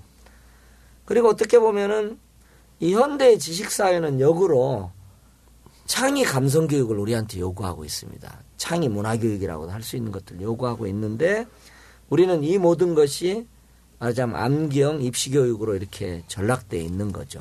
그리고 각자는 그 구조 내에서 그냥 적응하면서 이렇게 이제 살아가는 형국이 됩니다. 그래서 요걸 좀 전면적으로 전환하는, 그러니까 뭐 구체적으로는 아까 말씀드린 것처럼 혁신학교를 모델을 확산하고요. 그 다음에 이제 혁신학교를 공교육의 모델로서 확산을 하고, 그 다음에 이 말하자면 이런 혁신학교와 일반고를 왜곡시키는 특권학교들을 일정한 정도로 좀 축소하고, 이제 이런 식의 구조 내에서 이제 여러 가지 세부적으로는 뭐 교육행정, 교육청이 굉장히 권위주의입니다. 교육감, 그 다음에 이제 지역교육청을 교육장이라고 합니다. 교장, 이게 엄청나게 수직적입니다. 보수적이죠. 왜냐하면 위에서 다 권한을 갖고 있기 때문에. 왜냐하면 교사들은 교감 되려면요, 1점 받으려고 1년에 한 명을 교장 눈에 들기 위해서 엄청나게 권위주의 관계입니다. 어쨌든 그런 여러 가지 지점에서 이 변화를 도입할 생각을 갖고 있습니다. 그럼 뭐 그게 뭐 그런 것 같아요. 이게 좀 비유가 좀 이상할 수도 있습니다만은 우리 학생들이 정말 이런 창의력 교육을 많이 받았다면 세월호 사건 때 같은 그런 일이 일어났을까라는 생각도 들어요. 그러니까 주입식 교육만 늘 받다 보니까 그 상황에서도, 그 어려운 상황에서도 대기하라, 기다려라 이런 말에 그냥 따랐던 게 아닌가 그렇게도 싶은 생각이 들고, 그래서 창의력 교육은 꼭 필요하다고 보고요. 현실적 문제 한번 제가 여쭤볼게요. 가장 최근 여론조사 있습니다. YTN이 한 조사거든요. 23에서 24일 날 양일간 서울 지역 유권자 700명을 상대로 한 전화 면접 조사인데요. 여기서 교육감 후보 여론조사를 했는데 고승도 후보가 24.8, 문영린 후보가 12.1, 조희연 후보가 8.9% 이렇게 됐습니다.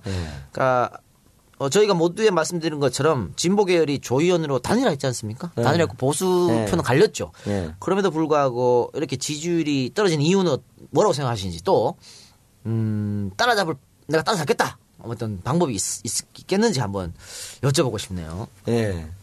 그러니까 이제 한 500만 명 정도의 이 득표를 하면 이제 되는데 제가 이제 EJ를 듣는 분이 한 편당 300만 명이라고 그러니까 네. 그러면 이제 200만 명만 더 확보하면 네, 바로 제가 이렇게 승리로 갈 수 있을 것 그래요. 같은 알겠습니다. 생각이 지금 드는데요. 네. 근데 이제 아까 말씀드린 대로 우량주가 원래 늦게 평가를 받고 있습니다. 그 숨겨진 진주가 잘 드러나질 않잖아요. 그러니까 이제 이 국민들이 그 숨겨진 진주를 인식하는데 조금 시간이 좀 걸리고 이제 또 하나 이제 고승덕 후보는 인지도지 지지도는 조금 아니거든요. 그게 다르죠. 예, 예. 그러니까 왜냐하면 TBS도 많이 받고 이제 이런 의미에서의 이제 인지도이기 때문에 지지도는 지금은 약간 이런 것 같아요. 예를 들면 광노현 교육감도 35%. 이소 선생님도 지난번 교육감에서 출마하신 이소 선생님도 38%. 그러니까 우리나라에 상당한 수준의 야권 지지자가 있거든요. 근데 문제는 이제 말씀하신 것처럼 야권 지지자가 우리 편이 누구지? 이걸 이제 아직 잘 모르는 거예요. 그래서 이제 예를 들면 뭐 새정치 민주연합 같은 경우에도 선거운동 하시는 분들, 구청장, 시의원, 뭐 구의원 후보들 보면 그다음에 선거운동 하시는 분, 그 각각의 선거운동을 하시는 분 보면 이제 할아버지나 이런 분들이 묻는데요. 도대체 교육감 누구 찍어야 돼요? 이렇게 이제 한다고 그럽니다. 그렇죠. 예, 그래서 저희가 이제 어쨌든 백방으로 알리는데 노력을 하고 있고요. 특히 이제 젊은 세대. 예. 그래서 제가 오늘 초청한 거 아닙니까? 네. 젊은 세대를 위해서. 저희들이 이제 젊은 세대에게 조의원의 진면목을 보여드리기 위해서 저희가 이 패러디물을 만들었습니다. 여러분 의리라고 아시죠? 의리. 요즘에 유행하는. 예. 근데 유튜브에 조의원 의리를 치면 제가 주연 배우로 나오는. 직접 출연하셔가지고 예. 뭔가 패러디물을 해서 유튜브에 올리셨군요. 예. 자, 이제 정치 여러분들 많이 유튜브 가셔서 또 조희연의 의리를 쳐보시기 바랍니다. 유승열 배우죠. 나는 남자라면 있잖아. 라면 소개하는 거 있지 않습니까? 그래서 이 조희연 남자라면도 지금 아마 오늘 올라갔을 겁니다. 그래서 해서 제가 일단 노력은 하시는군요. 인지도 끌어올리기 위해서. 그렇죠. 제가 뭐 이 망가지는 걸 무릅쓰고 제가 뭐 이렇게 참 패러디물도 찍고 이렇게 노력하고 있다는 것을 좀 양복도 알려주시면. 몇 벌 새로 샀다고 그래요. 사실은 저희 살림에 학교에 있는 사람들은 별로 특히 이 의아래 싱글을 입을 기회가 별로 없어요. 네. 그래서 정말 입을 게 없어가지고 이제 정말 이제 나선 다음에 제가 이제 몇 벌 샀습니다. 그래서 제가 갑자기 이게 패션이 달라져가지고 많은 분이 놀라고 계십니까? 예. 잘하셨습니다. 그리고 이미지 메이킹 꼭 필요한 거죠. 선거 전략 중에서. 예, 심지어는 뭐 헤어스타일까지. 그래서 이제 제가 많은 사람에게 당신이 알고 있는 과거의 조의원을 잊어버려라. 기억 속에서 지워라. 이렇게 제가 얘기를 하고 있습니다. 아까 강노현 전 교육감 말씀도 하셨는데요. 강노현 교육감도 선거 전에는 지지율이 엄청 낮았거든요. 예, 저보다 더 낮았습니다. 그렇죠. 그런데 결국은 승리했으니까 예. 그런 점을 감안했을 때는 방금 조 교육감 후보님께서 말씀하신 그런 점이 분명히 선거 전까지 통용된다고도 봅니다. 그러니까 일단 여러분들이 투표장 가서 많이 투표를 하셔야 되죠. 투표하셔서 꼭 승리를 했으면 바라고.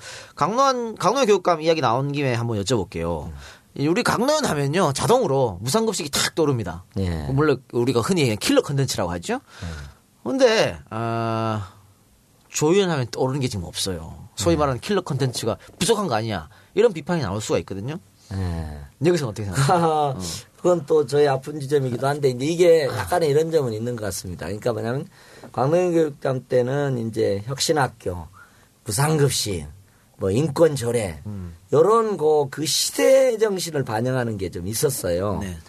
근데 이제 이번에는 그리고 이제 이수호 선생님 때는 아무래도 대선 때잖아요. 네. 대통령 선거를 뽑는데 보궐선거 해가지고 유독 한 명 서울교육감만 뽑으니까 국민들이 쉽게 인지를 하는데 이번에는 이제 전체 지자체 선거에서 같이 치러지다 보니까 교육감에 대한 주목도가 현재 이제 좀 낮은 그렇죠. 그런 면이 좀 있습니다. 그리고 실제는 이제 대치선은 많이 있어요. 그러니까 정책적인 예를 들면 이런 겁니다. 아까 자사고 문제냐 혁신고냐 이제 이런 문제 같은 것도 있고요.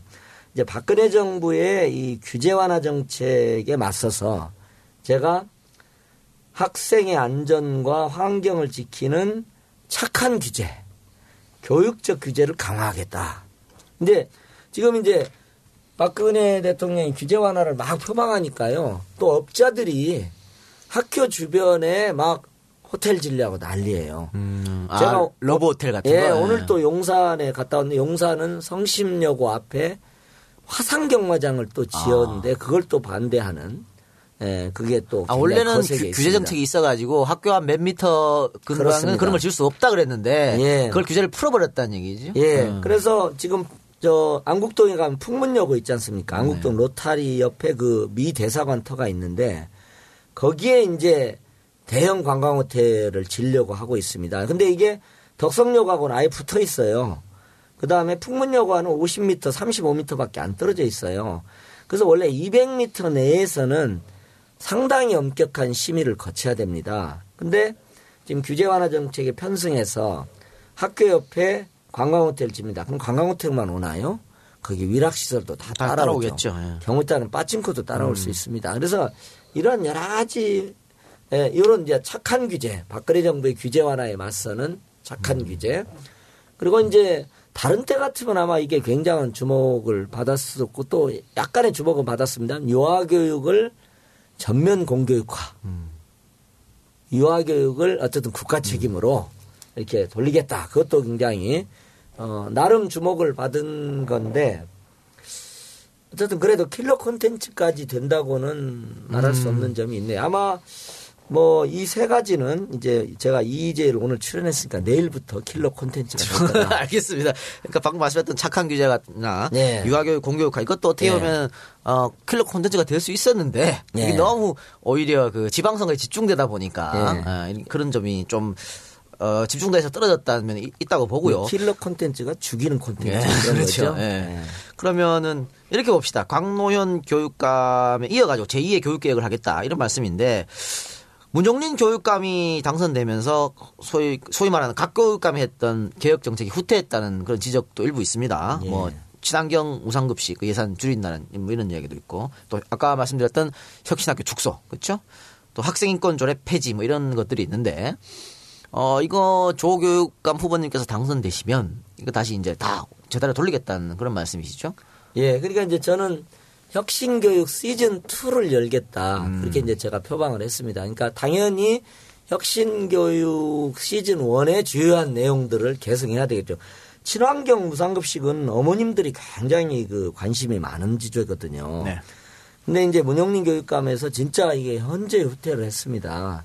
뭐 강서 친환경 유통센터 같은데 어떻게든지 그 친환경 그 식재료 납품을 줄이려고 하고 비용 줄인다는 이름으로요. 그래서 문용린 교육감 체제하에서 현재 후퇴했어요. 네. 그래서 지금 아마 부모님들의 요구는 이제 친환경 급식을 넘어서 예를 들면 방사능으로부터 일본 후쿠시마 사태 이후에 그런 방사능에 대한 우려가 많거든요. 애들한테는 방사능으로부터 안전한 먹거리를 급식에 사용해야 된다. 또 뭐 이제 유전자 변형식품 이런 것이 아닌 그런 이제 친환경 식재료를 사용해야 된다. 그런 식으로까지 관심이 확대되고 있기 때문에 일종의 친환경 무상급식 업그레이드 시켜야 되고요. 이제 뭐 인권조례 같은 경우에도 뭐 실질적으로 개별 학교에서는 많이 무력화된 측면이 있습니다. 그래서 이제 이것도 좀 복원이 돼야 될 지점이고요. 근데 이런 지적이 있어요. 학생 인권 조례 같은 거. 학생 인권 조례 때문에 교권이 무너지는 거 아니냐. 이런 비판이 한쪽에서 나오거든요. 제가 이제 그 3월 초에 출마 전에 낸 책이 병든 사회 아픈 교육입니다. 아, 여기서 또 책 홍보 나갑니다. 다시 한번 제목을 말씀 주십시오. 병든 사회 아픈 교육. 아, 병든 사회 아픈 얼마나 교육. 멋있는 제목입니까? 제가 봐도 너무 멋있어요. 병든 사회 아픈 교육. 특히 세월호 이후에 우리 사회의 문제점을 두 말로 압축해라 그러면 저는 병든 사회 아픈 교육인 것 같아요. 그런데 거기에 여러 가지 중에 이제 지금 말씀하신 것도 있습니다. 교권과 인권 이게 대립되지 않는다. 두 가지 다 존중돼야 되죠. 단지 이제 좀 보수적인 교육 진영에서는 인권을 제정하는 바람에 교권이 무너졌다. 네. 이건 잘못된 문제 설정입니다. 그래서 저는 제가 이제 개념을 하나 만들었습니다. 그래서 이제 학생 인권이 안중에도 없던 시대에서 이제 학생 인권을 고려해야만 하는 시대로 저는 큰 시대적 변화가 있었다. 자, 보수 진영에서도 이거 받아들이십시오. 그러나 교권은 당연히 존중돼야 됩니다. 그래서 제가 이제 인권 친화적 교권, 학생 인권 친화적 교권, 학생 인권을 존중하는 바탕 위에서 행사되는 교권. 이거에 대해서 논의를 지금부터 하자. 왜냐하면 실제 저희 초도 현장에서 이렇게 애다 보면 애들이 굉장히 이제 가프거든요. 그러다 보면은 명퇴하고 싶은 교사들이 무지하게 많아요. 1년에 한 5천 명씩 됩니다. 한 50%는 다 힘들어서 그래요. 그러니까 최고의 선망의 직업이 최고의 명퇴하고 싶은 그 교사들의 입장에서 보면 명퇴하고 싶은 직장이 되어 있는 겁니다. 그래서 저는 이제 교권이라는 이름으로 말해지는 교사들의 고충이 있다는 것도 인정을 하고 네. 그래서 그걸 인권을 존중하는 위에서 한번 같이 허심탄회하게 논의해보자. 고민해보고 예. 토론해보고 그렇죠. 뭐 교사들이 자긍심을 가지고 있고 교사들이 신이 나야 또 애들한테 제대로 된 교육을 할 것 같으니까. 그래서 그 공약 얘기가 나와서 말씀드리는 건데요. 각종 교육 관련 시민 단체가 서울교육감 후보 공약 평가를 해서 보고회를 쓴 적이 있습니다. 거기서 조희연의 공약이 1위가 됐어요.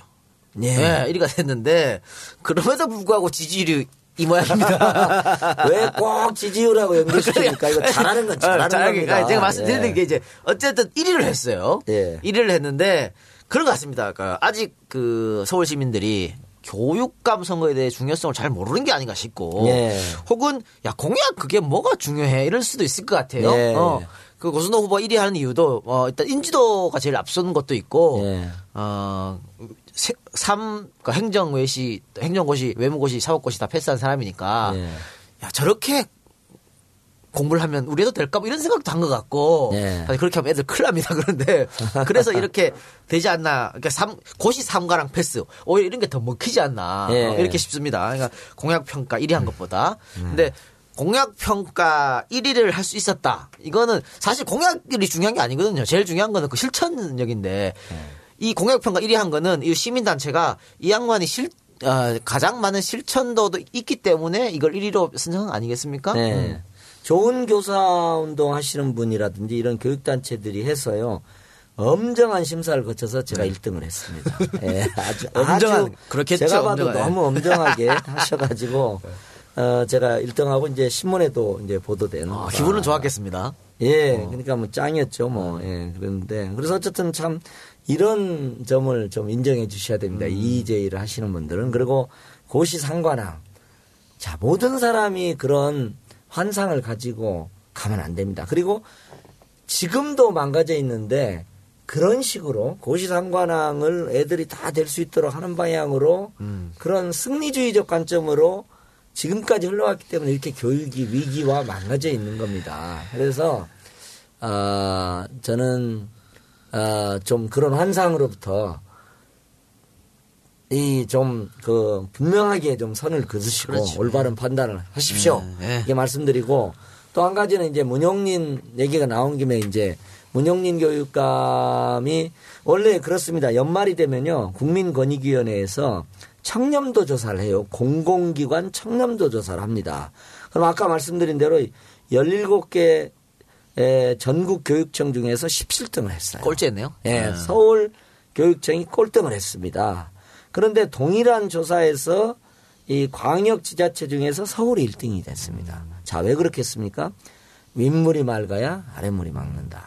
그러니까 윗물이 안 맑으니까 당연히 꼴등이 되는 거죠. 서울시는 1등했는데 서울교육청은 꼴찌다. 꼴등을 했습니다. 동일한 조사에서. 그러면 조희연 후보께서 되시면 예. 이 청렴도 꼴찌를 예.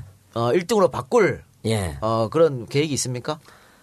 예, 뭐 여러 가지 비책들을 갖고 있고요. 그리고 이제 뭐 제가 또 약간의 오만인 것 같습니다만은 저희처럼 시민사회에서 이렇게 반부패 운동을 하고 나름대로 청렴의 가치를 가지고 이렇게 활동을 해온 사람들이 되는 것만으로도 왜냐하면 뭐 저희가 그렇다고 해서 돈 받겠어요. 못 받겠습니까? 그렇지 않습니까? 그러니까 민물이 좀 맑아지면 한 그렇죠. 50%는 제가 좀 뭐 외람되지만 그런 변화가 있을 거라고 생각을 하고요. 교육청 직원들끼리 그렇게 얘기하겠죠. 야, 큰일 났다. 조희연이 교육감 됐다. 큰일 났다. 우리 이제 돈 받는 큰일 났다. 뭐 이렇게 생각할 수도 있다. 이 말씀이시죠. 네, 그리고 이제 뭐 여러 가지 감시 체계를 만들어야 돼요. 네네, 시민 그렇죠. 감사관제라든지 이런 식으로 여러 가지 이제 감시 체계를 좀 만들고 저희가 이제 그러니까 일진아웃. 삼진아웃도 아니고 일진아웃. 한 번만 한 번 하면 그냥 바로. 예, 부패에 대해서는 관용 제로.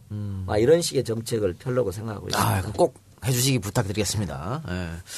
아까 말씀드린 캐치프레이즈라고 하는 게 좋은 교육, 좋은 삶, 좋은 교육, 좋은 교육감 맞습니까? 네. 예. 이게 지금 좋은 교육이라고 하면 뭔가 구체적으로 떠오르진 않는데. 그렇지 않죠. 제가 하나 제가 이것은 제가 저로서도 참 가슴이 뭉클해지는 일인데요. 세월호 사건이 난 다음에 저희 처가 담임을 맡고 있는데 반장이 어느 날 왔어요. 와서 이런 말을 했대요. 자기 세월호 사건이 난 이후에 그 반장의 어머니가 말없이 몇 분 동안을 자기를 꼭 껴안아 줬대요. 지금까지 그런 예가 없었대요. 맨날 공부하라고 닥달만 하고 말이죠. 이제 이랬는데 자신을 말없이 몇 분 동안을 꼭 껴안고 있었다. 아마 어머님들이 약간 그런 면이 있었을 것 같아요. 그러니까 그래서 저는 그 말없는 포옹의 의미가 무엇일까 이런 생각을 해봤어요. 그러니까는 제 입장에서 보면 내가 너를 정말 좋은 대학 가라고 난리치고 일제고사 100점 맞으라고 난리치고 그리고 그냥 밤 늦게까지 그냥 책상에 꿇어앉혀 죽고 네가 좋아하는 것 못하게 하고 또 너하고 가족끼리 갖는 시간도 공부하느라고 시험 준비하느라고 아까워서 안 하고 네가 살아있다는 것만으로도 네가 내 옆에 있다는 것만으로도 네가 나와 함께하고 있다는 것만으로도 나에게는 기쁨이구나 환희구나 이제 이런 어떤 전 좋은 삶에 대한 어떤 새로운 깨달음 혹은 좋은 삶에 대한 우리들의 잃어버린 감수성 기억들을 이게 조금은 이렇게 느꼈을 것 같아요. 저는 이제 요런 게, 이게, 공부 잘한다고 행복합니까? 그렇죠. 공부 잘하지 않아도 행복해야 돼요. 그죠? 그러니까 우리가 경쟁 치열한 아까 후보님께서 말씀하신 정말 미친 경쟁 교육 속에서 그러한 감성이 살아날 수가 없죠. 다 죽어버린 거죠. 그래서 이제 세월호 사건으로 생긴 요 좋은 삶에 대한 우리들의 어떤 감수성을 좋은 교육을 만드는데 당연히 좋은 교육은 지금처럼 막 입시만 향해서 막 달려가고 오로지 위너가 돼야만 승자가 돼야만이 행복할 것 같은 그 질주 이게 아닌 거죠. 그렇게 교육이 이루어지는데 좀 다른 교육 좋은 교육에 대한 그런 그 열망으로 좀 바꿨으면 하는 게 이제 제가 갖고 있는 생각입니다. 고시 3관왕 출신이 당선이 되시면은 우리는 계속해서 이렇게 경제 교육을 할 수밖에 없는 그냥 그렇게 생각이 드네요. 끝으로 말입니다. 나 조희연이 왜 교육감이 되어야 하냐? 나만의 경쟁력이라 할까요? 아니면 나만이 할 수 있는 일. 그러니까 조희연 후보가 교육감이 되어야 하는 이유만 좀 설명해 주시기 바랍니다. 그러니까 이제 아까 말씀드린 대로 지금 다른 후보들은 뭐 수월성 교육, 경쟁 교육을 강화하고 엘리트 교육을 막 강화하는 방향으로 뭐 공약을 내고 말씀을 하고 계시거든요. 그래서 이제 저는 서민이 다니는 일반고의 전성시대를 열 수 있는 사람은 이제 저밖에 없는 것 같아요. 이제 그런 생각이 들고 제가 사실은 이제 출발할 때는 참 제가 너무 부족하다는 생각을 많이 해요. 제가 뭐 여러 가지 뭐 제가 더 일찍 그 결심을 했더라면 더 많은 준비를 했을 텐데 여러 가지 이제 참 부족한 점이 많구나 이런 생각을 하는데요. 제가 이제 선거를 쭉 하면서는 제가 당선이 돼야 되겠다. 진짜 그런 생각이 들어요. 지금 방금도 이 초등학교 스포츠 강사들하고 저희가 대화를 하고 왔어요. 이게 다 말이죠. 지금 해직될 위기에 있기도 하고 막 그래요. 그래서 정말 많은 아픔들이 있어요. 그러니까 제가 안 되면 제가 그래서 아까도 그렇게 얘기를 했습니다. 당선되게 도와주십시오. 저도 당선되려고 노력하겠습니다.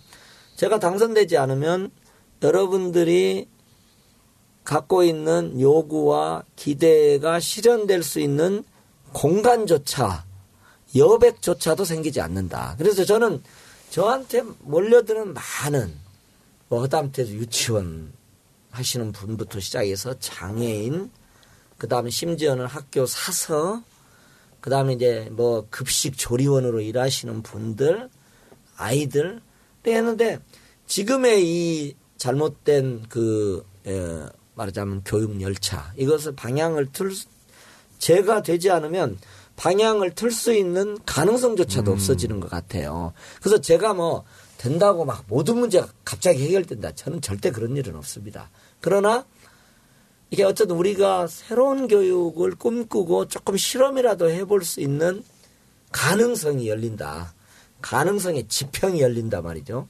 이제 그런 생각, 그리고 그런 걸 열어드리기 위해서도 정말 제가 외람되지만은 혹은 뭐 부끄럽지만은 내가 돼야 되겠다. 그래서 그분들한테 정말 뭔가 조금이라도 디딤돌이 되어드려야 되겠다. 이런 생각을 좀 갖고 있습니다. 알겠습니다. 마지막으로 하여튼 전국에 계신 우리 EJ 팬 여러분들께 인사 한번 하시고 끝내는데요. 우리 전국의 EJ 팬분들이 자기는 서울에 투표권도 없으면서 조희연 교육에 꼭 돼야 된다고 그렇게 많은 말씀을 해주셔요. 그러니까 그분들을 위해서 자 한마디 말씀 끝으로 인사 한번 하시고 끝내죠. 제가 뭐 다니다가 보면은요 이렇게 명함을 나눠드리고 인사를 해요. 그러다 보면은 저는 서울 안 살아요 그래요. 네. 그러면 또 제가 그걸 놓치질 않습니다. 그래도 서울에 친척 2분은 계시겠죠. 제가 꼭 그게 따라 붙습니다. 예, 그래서 이제 이거 들으시는 분은 뭐 서울에만 계시지는 않을 거예요. 그러나 서울에 친척 2명 없는 분은 없을 것 같습니다. 참 서울교육의 보험을 막기 위해서 교육감이 바뀌면 저는 이제 그렇게 얘기를 합니다.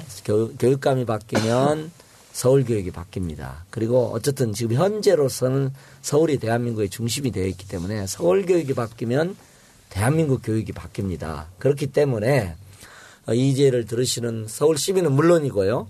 지방에 계신 분도 좀 광분하셔서 서울에 있는 친척에게 전화해 주시고 그러면 제가 그 기대와 열망을 모아서 제가 뭔가 좀 변화의 공간을 좀 만들어 드리겠다. 이렇게 좀 말씀을 드리고 싶습니다. 감사합니다. 고맙습니다. 당선되시기 바라고.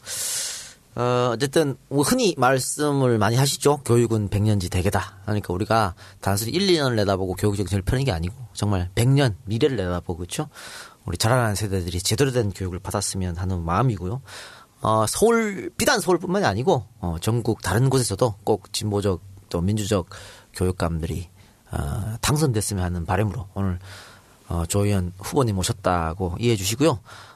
선거가 정말 얼마 안 남았습니다. 여러분들 선거날에 혹 놀러 가시고 싶은 마음 계신 분도 계실 텐데 아침에 투표하시고 가시면 됩니다. 가시고 또 원래 이게 회사나 이런 데서 다 쉬는 날로 돼야 되는데 또 그게 또 안 되는 회사도 있습니다. 네 있으면 그래도 짬짬이 뭐 점심시간에도 꼭 시간을 내셔서 우리가 투표를 해야 세상을 바꿉니다. 투표하지 않으면 절대 세상이 바뀌지 않는다는 거 여러분들 꼭 기억해 두시고 꼭 많은 분들 투표에 참여해 주시기 바랍니다. 오늘 EJ 89회는 조금 있으면은 교육감이 되실 교육감 후보를 모시고 방송을 진행하겠습니다. 감사합니다. 저는 다음 주에 뵙겠습니다. 고맙습니다. 고맙습니다.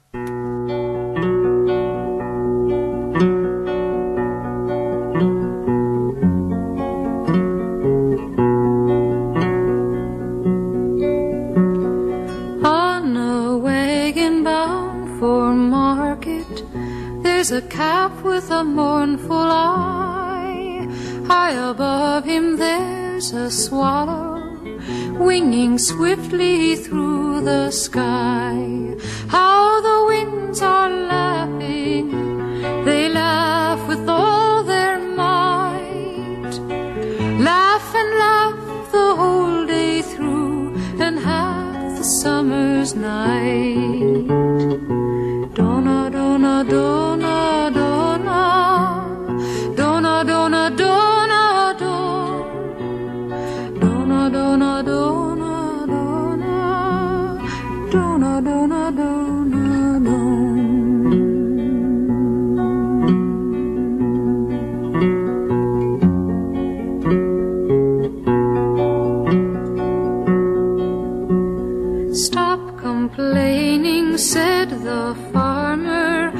told you a calf to be?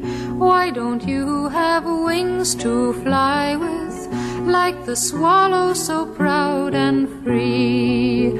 How the winds are laughing, they laugh with all their might. Laugh and laugh the whole day through, and half the summer's night. Dona, dona, dona, dona, dona, dona, dona, dona, dona, dona, dona, dona, dona, dona, dona.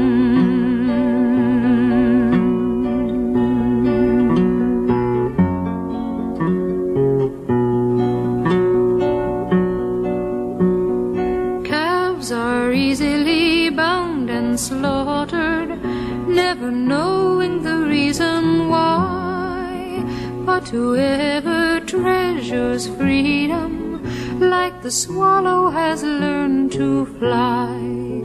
How the winds are laughing, they laugh with all their might. Laugh and laugh the whole day through, and half the summer's night. Dona, dona, dona, dona, dona, dona, dona, dona, dona, dona, dona.